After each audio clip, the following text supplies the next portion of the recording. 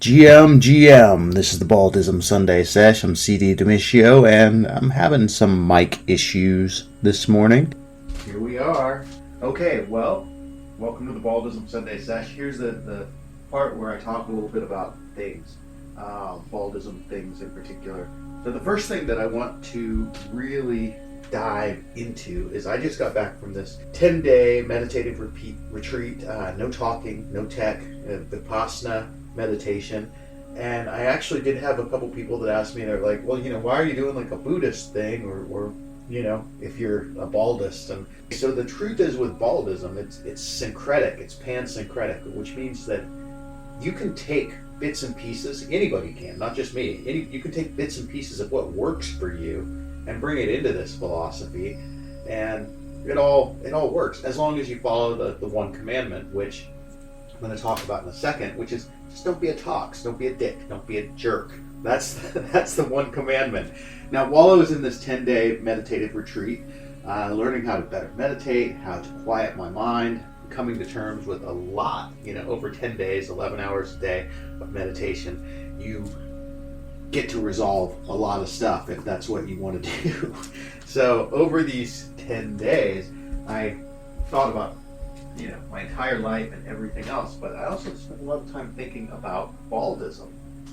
And the thing with Baldism that's beautiful is that it's constantly open to change. It's liquid, and it can be changed however you want it to change. That's one of the things about Baldism that I really want people to understand, is if you don't like something that I say, you don't have to do it.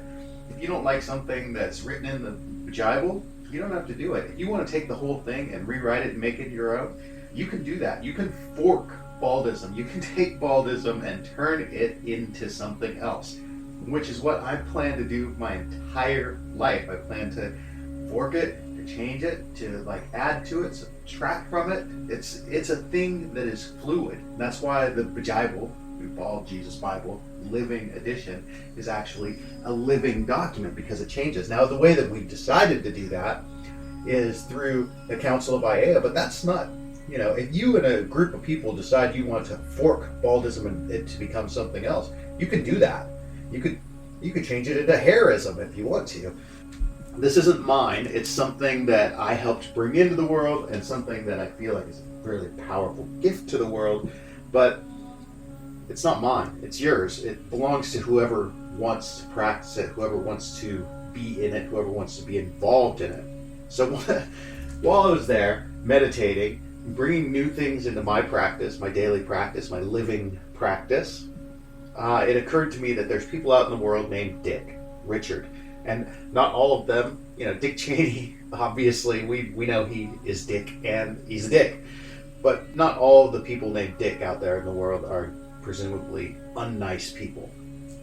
And, so it occurred to me, okay, that also, if someone is, if they like the philosophy of Baldism, if they like the one commandment of don't be a dick, and they but they don't really want to tell their 5-year-old daughter don't be a dick, they shouldn't really have to. There should be a different way that they can say that. So it occurred to me that saying don't be a dick and making that the one commandment was actually, I was being a little bit of a dick with that by making that statement, and another thing is, I hate to admit this, but I was being a little bit of a dick when I made it Bald Jesus, because I wanted to be a dick to the Christians, because I had a little bit of an axe to grind with a lot of self-righteous, hypocritical Christian people, and it felt good to me to sort of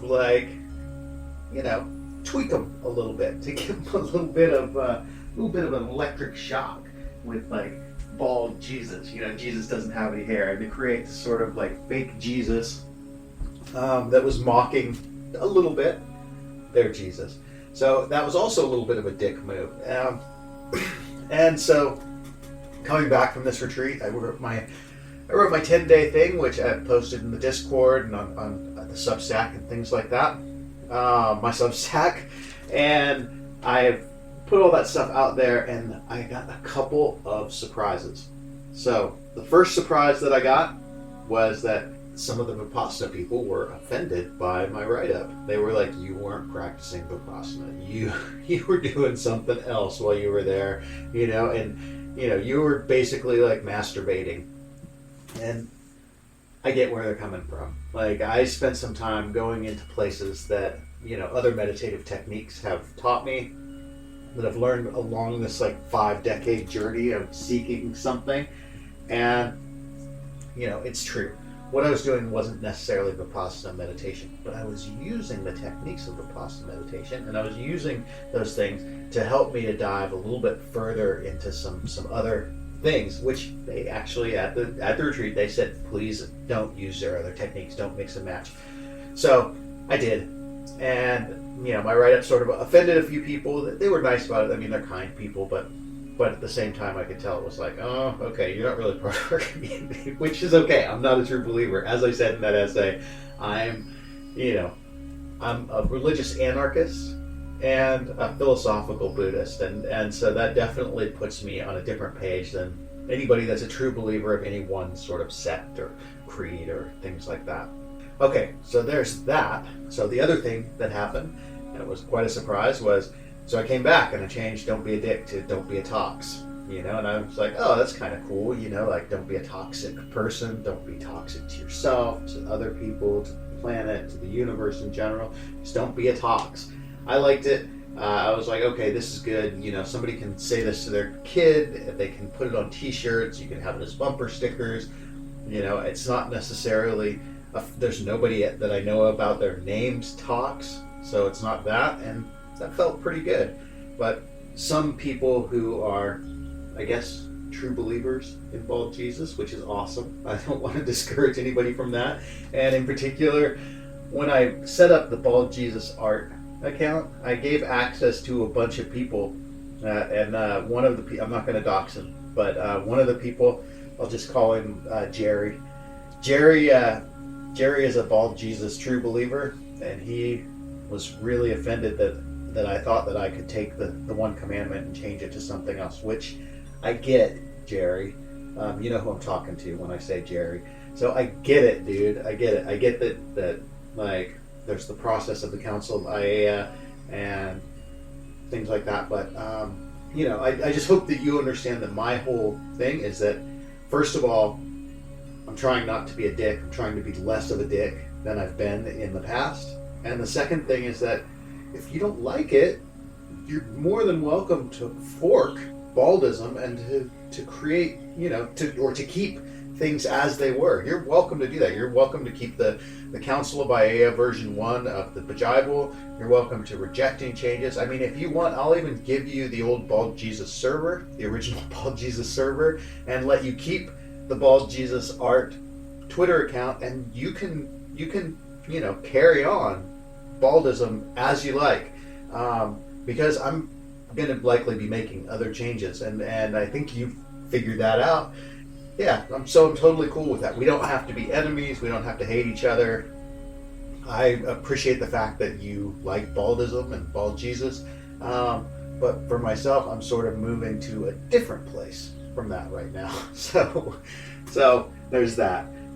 So those are the big things that I wanted to talk about. One, the fact that you can and should be bringing new things into your practice. You should be going to Christmas Mass and checking out what the Catholics do at Christmas. You should be fasting with Muslims. You should be going to 10-day Vipassana, semi-Buddhist meditation retreats. You should be spinning with whirling dervishes. You should be having conversations with the Jehovah's Witnesses, but don't invite them into your house.